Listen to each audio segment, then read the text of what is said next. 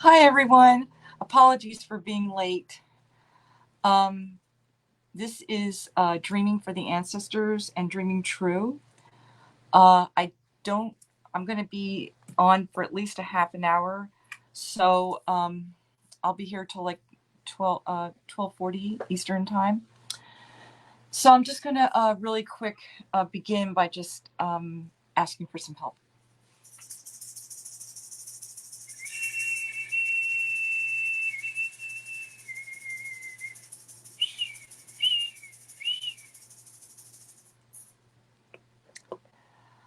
Okay, so I wanted to start and just talk for just a few minutes, and then we'll get right into an exercise. Hi, Jennifer. Hi, Kirsten. If I can't see your name or your comment, I'll come back after the live stream, and I will definitely um, answer your questions or comment on whatever you comment on. Hey, how are you doing? Thank you for watching live. So this is a really powerful time of year to do two types of dreaming because in the northern traditions, especially in Northern Europe, the harvest time was a time when you thought about the ancestors because the ancestors were sort of like the bookends. They helped you get through the harvest season, and then they helped you get through the winter until you could start planting again. So they were very much connected to whether or not you were going to have enough food, whether the food was going to go bad or be okay. In some cultures, the ancestors could determine whether people got sick or not. So there was a lot of like collective anxiety about are we going to be okay? But at the same time, there was a celebration because you've brought in the food for the year, and it's another year of abundance and excitement. And we're no different today. We also depend, whether we realize it or not, on the ancestors and on the earth for our survival. And this is the time of year when we've brought in the food. So this is a really powerful time, whether you celebrate Samhain or in the Germanic traditions, Alfablot, or whether you celebrate Dia de los Muertos in the Curanderismo tradition.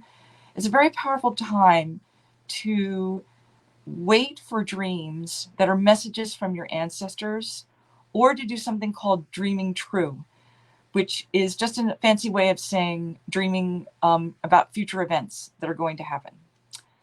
So I'm going to talk a little bit now about just what's an ancestral dream and what's a true dream, because sometimes they're the same thing. So an ancestral dream is anything that's associated with the ancestors. It can be ancestors, loved ones who have departed, showing back up in your dreams and giving you messages. It can be the objects or the things that were important to them, the foods that were important to them, the things in nature that were important to them, their professions. It can mean something as abstract as I frequently have a dream about an ancestral spirit helper, and he appears as someone who's on YouTube.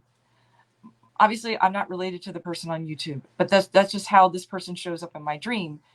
Because he's a very ancient ancestor, I didn't know him in life, so he chooses that form. And whenever I dream about this person on YouTube, I know it's him. So even that can be a dream from the ancestor. So that's on one side. And the ancestors, in some traditions, are thought to give us the dreams that help us understand how to make tough choices, or how to, like, the direction of our lives, because they care about us making a world that the descendants, and in some traditions, they will come back as the descendants, can live in. So that's the ancestral piece. And sometimes the ancestors show up because they have unfinished business, like loved ones. They want to let us know that they're sorry, or they care about us, or they don't want to live the lives that they lived. That kind of thing can come in too, which is more like a personal healing piece. But then on the other side of things is dreaming true. So, for example, you may have noticed that there's a lot of Halloween Samhain divinations about who's going to live, who's going to get sick, things like that. That's because winter was a really challenging time, and that was when you asked those kinds of questions. So what we might ask is, what do we need to focus on for the rest of the year? And the best way to ask for those kinds of questions can be, especially if you don't know your own um, dreaming language. Like some people don't keep a dream journal, so they don't know the patterns in their dreams. Um, so if you don't, that's fine. Um, just look at your everyday day residue dreams, dreams where you were driving all day, so you dream about driving, or you're typing all day, so you dream about typing, or you're cooking all day, so you dream about cooking, because sometimes in those dreams is where the predictive stuff happens.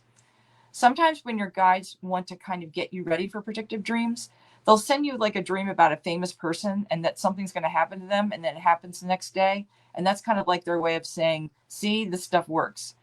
So once you kind of get comfortable with that and you sort of know your own language, you can start to put this together.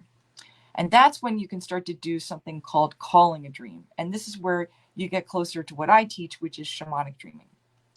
So in shamanic dreaming, you ask your spirit helpers for a dream, and then you wait for a dream as an answer to your question. So one of the fastest ways to ask for a dream is to do something called dream incubation. And the easiest way to do dream incubation is to take a piece of paper and a pen and write your dream down. In other words, sorry, not your dream, but your intention for a dream. Write it down and say, like, I want to dream about my future, or I want to dream about the job I need to get, or I want to dream about the best way to make my business better, or I want to dream about like what to do about my child. Those are dreams that the ancestors really want to send you. In all the different traditions, ancestors want to send you those dreams. It's a modern way to write it down on a piece of paper. It's a literary way, but we all know how to read and write, so it's perfectly acceptable. And then you take this dream and you put it under your pillowcase and you go to sleep.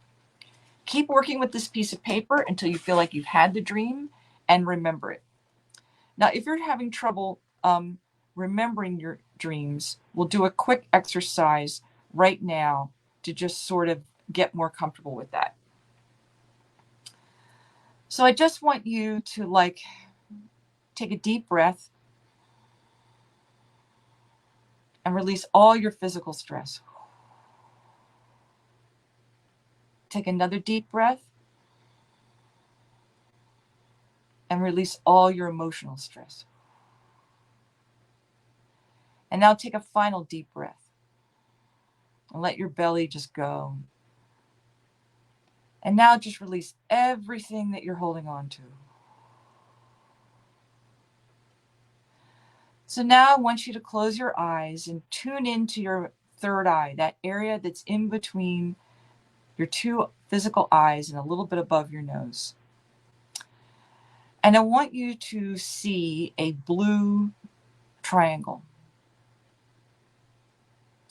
Now I want you to pick two other colors that you really like and make a second triangle out of the second color and a third triangle out of the third color. Now just remember to do this a few minutes before you go to sleep, and you should have a much easier time remembering your dreams. This is a practice that's James Andretti teaches, who teaches advanced shamanism. He wrote that book. So if you like it, you can just make it part of your evening toolkit to remember your dreams. Interesting. Sorry, I have to go to work. I'll watch replay. Okay, wonderful. Thank you so much for watching live. So, okay, so now you know how to ask for a dream and you know how to remember your dreams, or at least make it more likely that you'll remember your dreams. So now you want to basically record your dreams. Now there's a couple of ways you can record your dreams. You can keep a dream journal, which I do. I keep it in my phone, and that way it's connected to dates, so I can match up certain astrological transits or important times of the year with what I was dreaming. Or you can also work with a crystal. This is a piece of jade I use. In many traditions, jade is a dreaming stone. So what I do is, in order to work with this crystal, I blow my intention into the stone, And then when I wake up in the morning, I place the stone underneath my pillow to dream like you did with a piece of paper. I take the stone out from underneath my from underneath my pillow. I remember my dream. I blow it back in. Then what I do is I place my stone either in the sun to be charged or on my altar to be charged up with whatever prayers or offerings I do during the day. So that's another way, an intuitive way, and it's a way that I teach, which is a little bit more shamanic and a little more traditional, but either way works just great. So, okay, now you want to basically pay attention to your symbolic language. When you dream, are you a literal dreamer or a symbolic dreamer? This has a lot to do with dreaming true. So, for example, when you have a dream about the future and it comes true, is the dream like a movie where it looks almost exactly like the real thing, looks almost exactly like what you dreamed about? Or is it like there were symbols in your dream, you knew what those symbols meant, and then the thing happened? Both of them are completely accurate and helpful ways of dreaming. They're just associated with different chakras. So once you figured out if you're a literal or symbolic dreamer or a combination of the two, and you have to keep a journal to know this, then you're ready to start using your dreams to help you to predict the future.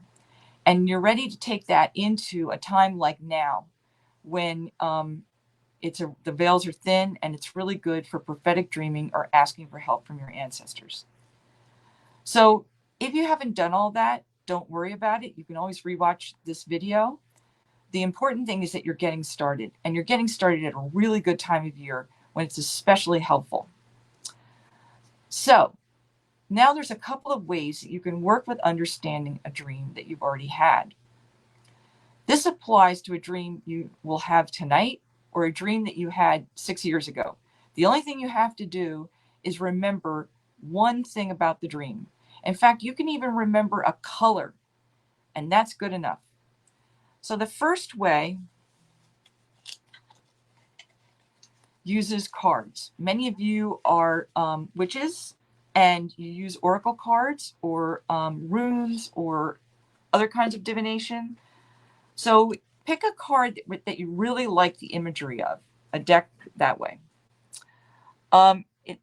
I had a dream about my brother last night. He was carrying keys and trying to carry heavy belongings with him. I told him to let it go. He can't bring it. It's too heavy for him to carry. Then I crossed him across the street. Wow, that's really powerful. That is an ancestral dream. Because even if your brother is alive, there's other family members who passed on who are helping you, who are sending that message to you. So what I would do if this was my dream is I would take my deck. This is the goddess deck.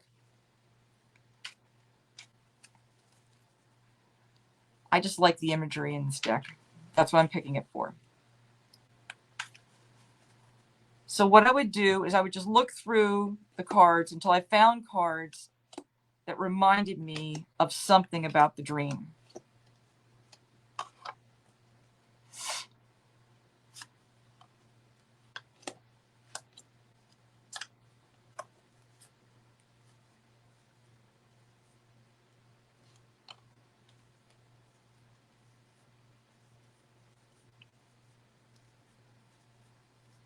Now this takes a few minutes because you go through like most of the deck. Now so he recently passed away and you don't remember what happened with the keys. Now, I don't literally have keys in this deck as an image, so I'm using things that sort of remind me of it.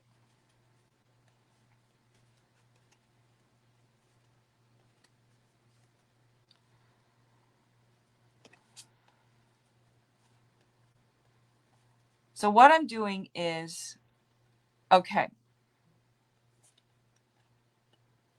So the first thing is, these are two people, they're two women, but they look sort of related. So for me, this reminds me of the part of your dream that is about you and a family member. So you have to kind of like use your imagination when you flip through these cards, because sometimes you may want literal imagery, or other times you want something that just makes you feel like it.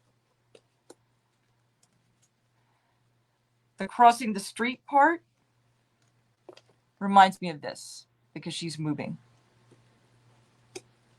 You'll pick completely different cards. This is the part about too heavy, and this is the part about letting it go. So obviously your cards would be completely different. So now you want to go in, you've already looked at the cards, you picked out the ones visually that match your dream, as if you're like scene by scene by scene.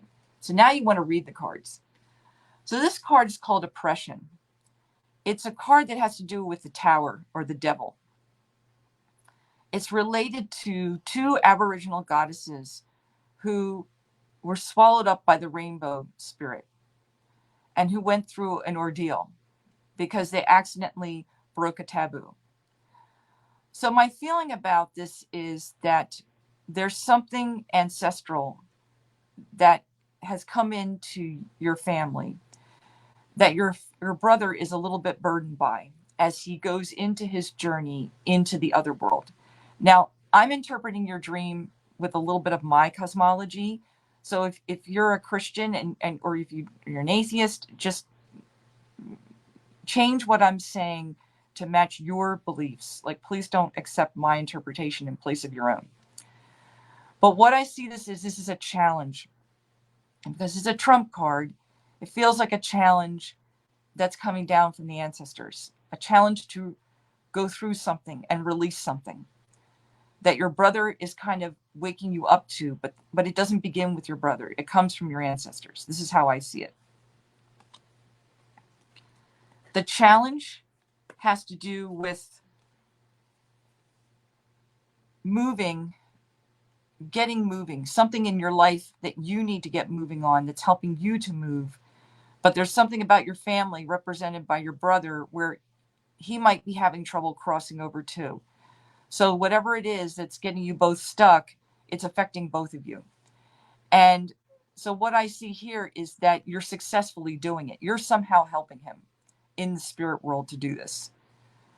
And somehow you have the ability to do this, and there are spirits helping you. In this deck, this is the goddess Freya, who is a psychopomp goddess. In other words, she helps cross the dead over. And but she's also an empowerment and creative goddess. So I see her or some being like that helping you right now.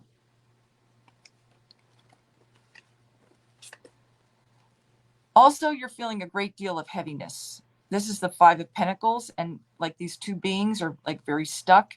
And I feel like maybe there could be limitations where people have had to carry other people in the family for whatever reason. They did it out of love, but this burden is coming up to be healed because it's not necessary anymore. And now finally we have the devil. Now in this card, the devil is actually a very interesting card. So here you see that the water is washing. This is a mermaid goddess, and the waters are powerful waters are washing everything away. Now for me, what this says is there's a lot of power coming in right now.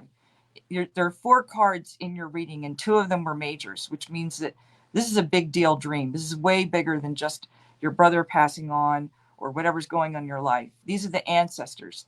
They're coming in to tell you that something about your family has been challenged. It's been challenging. It's put a weight on your family, and it's being pushed out. But it's going to be pushed out through you becoming interested or pulled into something that's meaningful to you. So it's almost like by you being pulled into this thing that's meaning for you, that's tempting, you actually connect with power. The reason why I'm saying this is because this goddess, Nyai Loro Kudul, whose name I cannot pronounce properly, isn't just a mermaid who drowns her victims. She's also the goddess associated with the kings and queens of Indonesia. So she protects them. So the devil isn't always bad news, is what I'm trying to say. I've seen water and dirt too. Question: so you pick 3 cards representing parts of your dream. Just want to review some stuff. Yeah, you can you can do it. The way I like to do it is this. Just pick cards that represent each scene of the dream. So one card per scene. So in other words, let's say I dream I'm crossing the street. Then I dream I get an ice cream cone. Then I dream I went on a boat. I pick one card for each scene. And so this way it's just a little easier to like link up the card and the sort of intuitive energy of the dream. So you're really sort of dialoguing with the dream through the cards. That's what you're really going for. Awesome. Thanks. Gratitude. Oh, cool. You've seen water and dirt too. Yeah, that's really, really, really cool. There feels like an ancestral and earth energy that's coming in that's trying to help. It's washing something away, something that was a burden for your family. And your brother's somehow linked to it and you're somehow helping him, but you're not doing it on your own. So hopefully there'll be some movement, some power coming to you. So now we're going to do a little bit of a different way of doing this, because really reading your dreams is like opening the book to your spirit helpers. It's really where all the magic happens. So because I teach shamanic journeying, I want to do a short journey called a dream reentry journey. Now, a dream reentry journey is not that different from any kind of dream reentry technique that you may have learned. Like sometimes therapists use it. And basically, what it involves is you think about a dream that you want to know something about. It doesn't matter what dream it is. It could, like I said, it could be from last night, it could be from 10 years ago. Doesn't matter. You just have to remember a scene from the dream. You're going to recreate the scene from the dream as I rattle. And then you're going to step into that recreation. And as you step in, you can ask any character in the dream what the meaning of it is. Now, what's going to happen is you're going to start seeing new imagery that wasn't in the dream. That's good. That's what you want. That's the dream talking to you. So let's go ahead. And if you're in a place where you don't have to pay attention, you're not driving, you're not operating something where you could get hurt, and you can close your eyes for a few minutes, I want to go ahead and do this with you. And I will whistle a little bit in the beginning, but then I'm just going to rattle. So go ahead and think about your dream and then just close your eyes.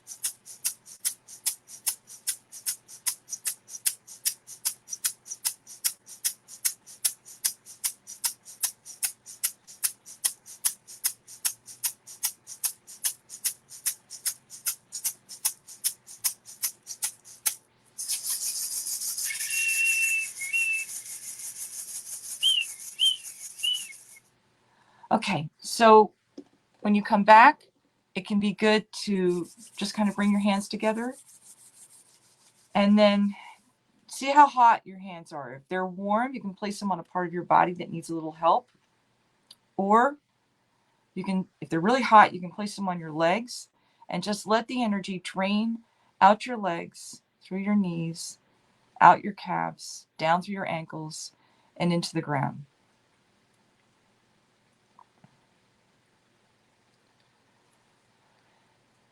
So let me see if I can see some of these.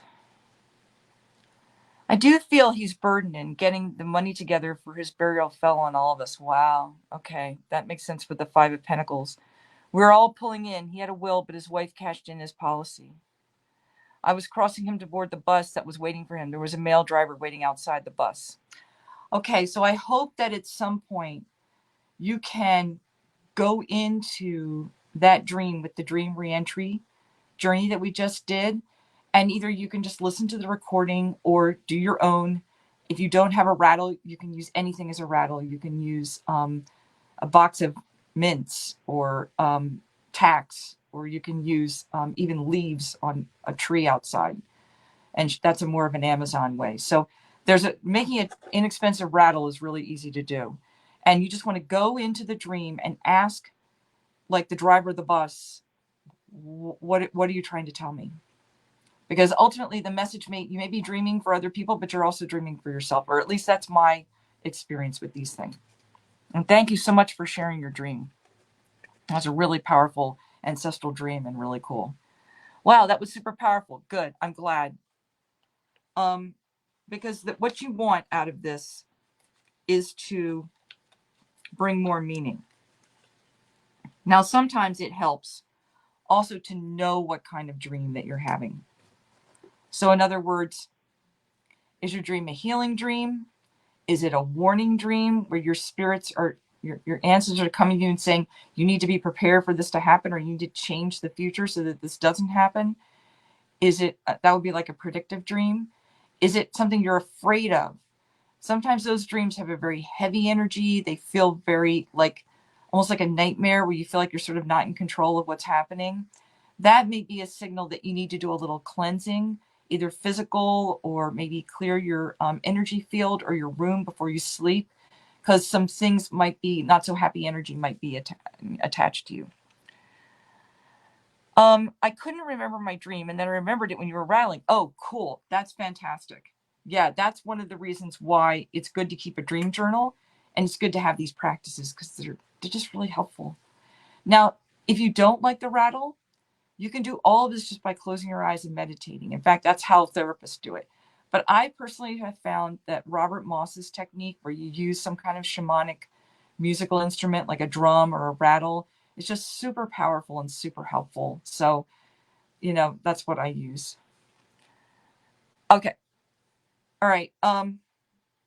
So now we're almost at a half an hour. So I do have time to do a dream interpretation if you're at all interested. I mean, basically, you now have some tools to go into the next couple of days. I would recommend doing this closer, like maybe after Saturday. Dreaming around a lunar eclipse can get kind of tricky just because any kind of spirit work can get kind of tricky around the lunar eclipse. So maybe Sunday or that kind of thing, start asking for your ancestral dreams then, or just take one that you already had earlier in the year and do your divinations on Sunday. That's what I'm planning on doing. Mine is like early next week. So if there is a dream that you would like me to interpret, I'll be happy to try. It's fine if you don't. That's cool too. I'll just wait for a few minutes. Also, if somebody wrote your dream down in the earlier post that I did and I didn't see it, then I'll just write something in the comments. A large man came to me and sat across me a few months ago. Do I need details? No, not necessarily. He asked me, what are my beliefs?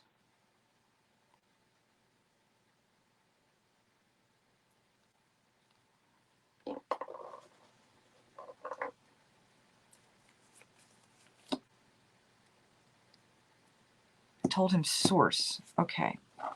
All right. So to me,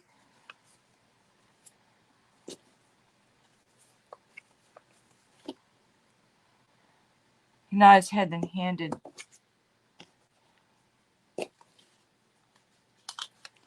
me a fish sandwich. Huh.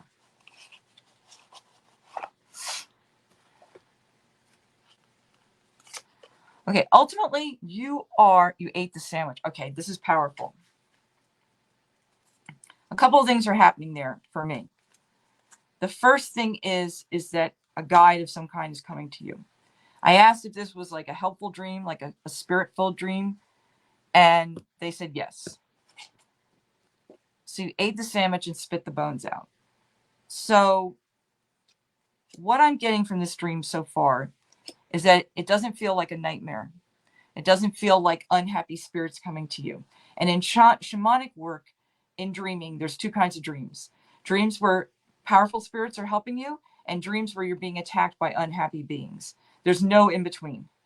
So, like even day residue dreams tend to feel more like one or the other.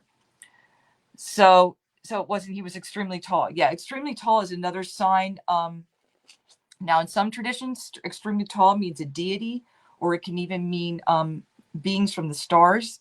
Some of the traditions believe that, but tall usually means powerful. He also pointed to women and children. Okay. So far, what I have is really interesting. I got judgment. Now, judgment in this deck is about Guinevere, who represents sovereignty. So what does sovereignty mean? It means that you have the power to take charge of your own life, your own destiny. So this is a spirit helper that's come to you that may want to work with you in the future, saying you have the power right now to take your life into your own hands. And it's coming from the earth. So that's where I think the fish sandwich came from. Anytime where you successfully eat something, or you see an animal successfully eating something, that means you're bringing it into your body.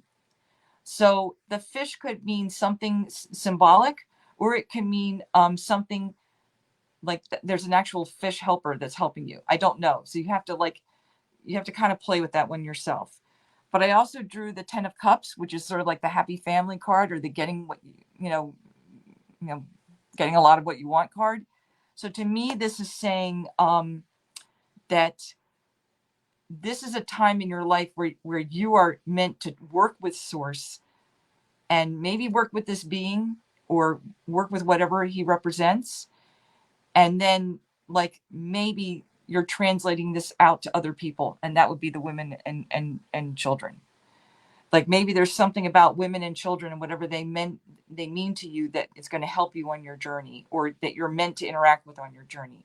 But the first step to me is to work with the most powerful beings in the dream, especially when it's a spirit-filled dream. And that right there to me is the tall person. Get a link to him, and the rest will fall into place. And these cards, I think, are very good cards. They're very powerful cards, and they feel like affirming cards, that this was a spirit-filled dream. So thank you for sharing that. I do a lot of missing cases. Oh, wow, that's interesting. Fish deity or Enki. Yeah, I was wondering about that too, because being a fish spirit, because you brought it into your body. And that's like a form of merging. Now, the other way this can happen for other people who have dreams about animal spirits is sometimes they eat you. So if you have a dream where you get eaten by an animal, don't panic. It may not be a nightmare. It may be one of your spirit helpers trying to make contact with you. This happens to a lot of people. Gratitude. Cool. Okay, good. All right. So I could do one more dream. I thought I was infiltrated. Yeah, that's that's an intense dream. I mean, to me, the energy of it feels good. So for my limited ability to divine these things, it feels like a good dream, like a teaching dream, like a powerful dream. But obviously you had the dream, it's connected to your body and your ancestors, and it's got to line up with your truth. I'll see if anyone else has another dream, and then after that, I'll say thank you. By the way, thank you all for watching live. You've been awesome so far. Great comments and great questions. I really appreciate it.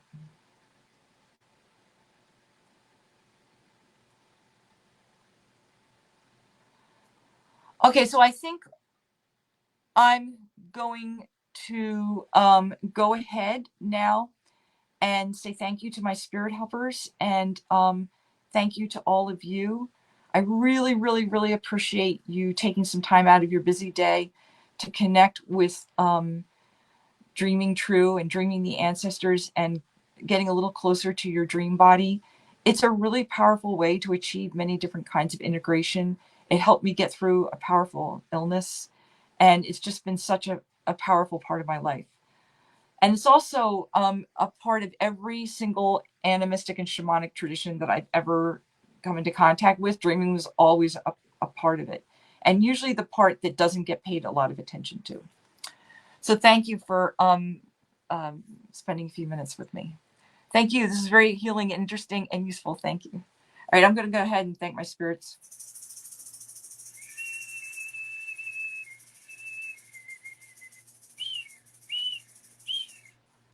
Blessings.